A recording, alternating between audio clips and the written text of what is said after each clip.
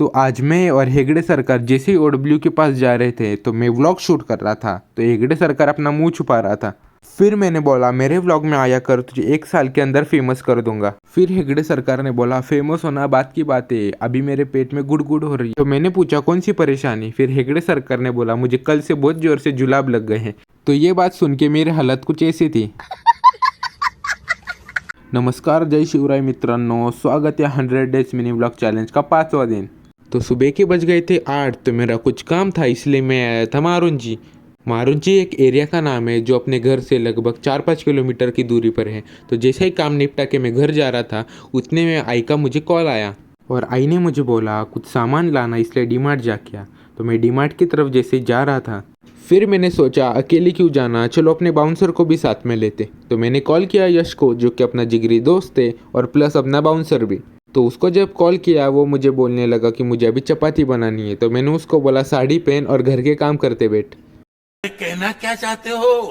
यश को बहुत मनाने के बावजूद भी यश मेरे साथ आया नहीं, इसलिए मैं अकेला ही आ गया। एक कहावत है ना, लाइफ में अकेला जीना भी सीखना चाहिए, क्योंकि हर बार लोग साथ में नहीं रहते।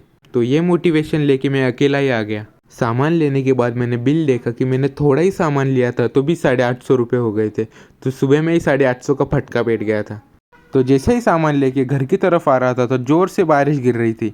आपको व्लॉग के अंदर कम लग रही होगी बारिश, पर रियल में बहुत ज़ोर से बारिश गिर रही थी। मुझे अच्छे से सामने का दिख भी नहीं रहा था।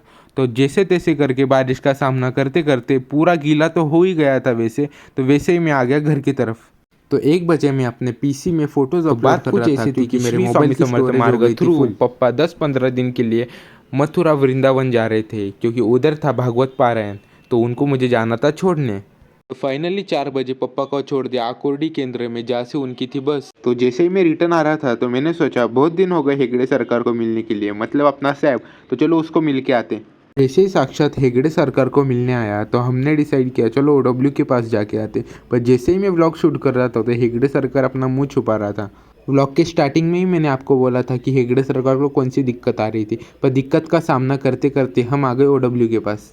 तो ये आप देख सकते हो साक्षात हेगड़े सरकार कुछ ऐसे दिखते हैं और ये ओडब्ल्यू और ये मैं।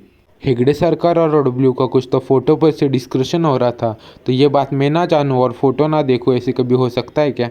पता नहीं हेगड़े सरकार क्यों हंस रहा था, पर उसको देख के मुझे भी हंसी आ रही थी। फिर ओडब्ल्यू को राम राम करके मैं आ गया हेगड़े सरकार को उसके घर छोड़ने के लिए।